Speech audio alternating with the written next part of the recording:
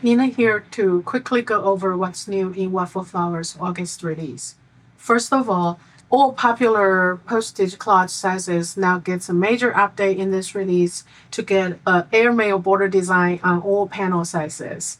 So now with the new stencil, you can ink blend a cloudy background plus the Airmail border. You can stencil on a piece of paper trimmed to size and leave the white frame. This is just the stencil over a slimline sized panel. You can use a postage collage die for that size to cut out the panel for the postage edge. You can also stack them on top for more dimensions. See how this is flat?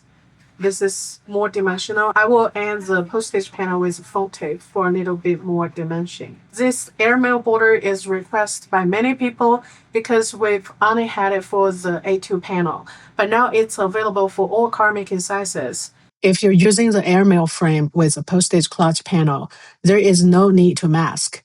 The postage panels will cover any extra inking and leave you with a clean airmail border all around. When you cut out the postage panel from the stenciled panel, you actually get a beautiful frame you can use to frame your other cards too. You can also unstencil the second layer to leave the clouds white for a more graphic look. See also when I stenciled the border I didn't do the masking, but my panel just go right over it to cover it up. So the new airmail border has wider stripes and they're closer together. The border on the new airmail stencil is wider and closer together than the ones on the coloring stencil. But now they are available for all popular card making sizes. If you're unfamiliar with the popular card making sizes, we'll link the video to explain the difference in the video description below. And the same cool cloud look is also available as a die. So you can create a similar look on a full card front. You can always refer to a real life photo for color inspiration. Use the die cut cloud piece as a guide to decide where your colors meet during ink blending. The edge borders help hold the clouds together during ink blending. Once you're ready, adhere the clouds to your background panel and trim off the excess edges. This die works both horizontally and vertically on A2 cards and vertically on A6 and A7 cards. Check out the rest of our release for ideas on turning these cloudy backgrounds into finished cards. So that's a major update for the Postage Collage collection. We're very excited about and can't wait to see how you guys will use this. They look amazing with just some silhouettes stamped on top. And talking about silhouettes, we have silhouette stamps for both golfing and fishing. We have two outdoorsy activities themed collection this time. One is for golfing, another one is for fishing. So they both have a silhouette stamp set and they look amazing with the cloud background stencil and you just put the silhouettes on top. Each of the hobby gets two focal point type of dies. We have golfing silhouettes and also golfing die featuring a cool golf bag with other elements to help you create a scene. We have a sentiment with pounds for golfers, for birthdays, encouragement. And the same thing for the fishing. We have a 3x4 sentiment stamp set with fishing pounds. And also two focal point type of dies. One is a man fishing on the boat, and another one is a more close up of reeling the fish. The instructions are on the back, and you can check out our demo video for details. We do have a special scene building set for the fishing collection. It builds a lake scene with mountains, water, and other silhouettes. This set actually contains both the die and the stencil. You die cut the mountain and the water out from light colored cardstock and use a stencil to blend in the details, the shadows. Amanda's card here, she used just the stencil for the lake scene, but stenciled it over the postage collage panel and used the airmail border to enhance the look of the postage card. I like how Karen used the stencil paste over the highlight for the mountains. I used glossy accent over my fish to make the fish shine. Sunburst texture background with the coordinating stencil.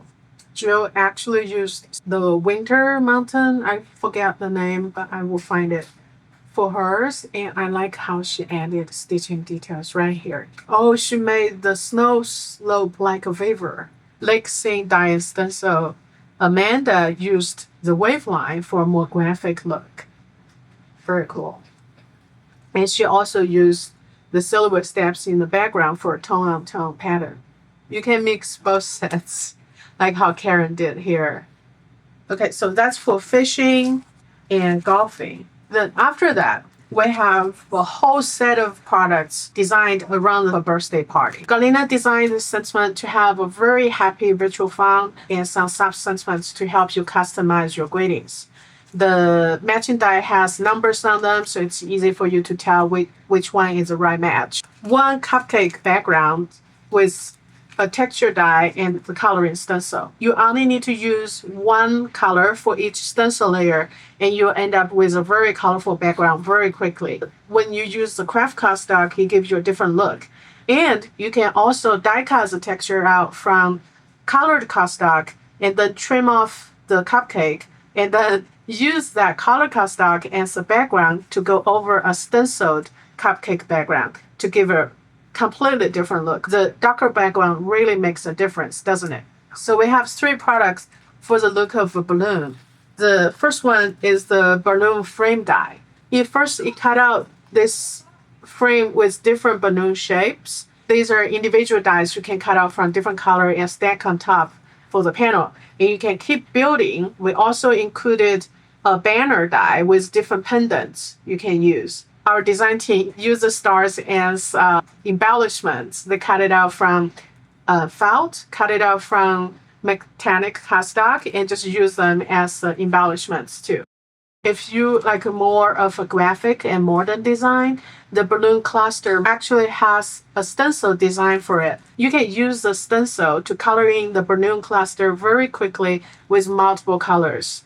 And then on the stencil, you'll also get confetti dots to help create a party look. We also have individual balloons that you can cut out and stack on top of the cluster for dimension. The last one is a smaller die set that contains 4 heart-shaped balloons with highlight details and many string options to help you customize your look. All the strings are grouped on one, so you can cut them all out in white or black and then cut out the balloons. These 3 awesome balloons that can be used for many different occasions. We thought it would be a good time to kind of upgrade our popular Happy Retirement stamp set. So you have 3 medium-sized Happy Retirement sentiment with tons of sub-sentiments you can use to customize your greeting. The matching die only cuts out the 3 main greetings. The balloons are great for retirement cards and birthdays. This balloon fray is designed for the Your Day stamp set, so it fits perfectly in there. Celebrate every little moment, a little sub-sentiment, beautiful with stars. And here we get to my favorite are the versatile backgrounds we have in this release. First of all, the square postage has some graphic addition in this month. It's the wave stencil. It has the overlapping waves. You just choose 6 different ink colors and blend them over the same square, and you'll get a very cool overlapped look. This cool overlapped wave pattern is available in square postage and up to A7 cards as a background. So that's an A7. This is an A2. And then you can just simply put some silhouette die cuts on top and you'll make a beautiful card. Here on Marge's card, she used that wave background with just blue and yellow stripes. Very subtle, cool wave in the background for her balloons. And another wave background for the fishing scene. You guys remember we have waveline stencils for all postage cards earlier this year. The similar background is now available for card fronts for up to A7 size. Now you can create a similar look across full card backgrounds up to A7 size, both vertically and horizontally. Slide your cardstocks through the openings of the die to help plan your card design.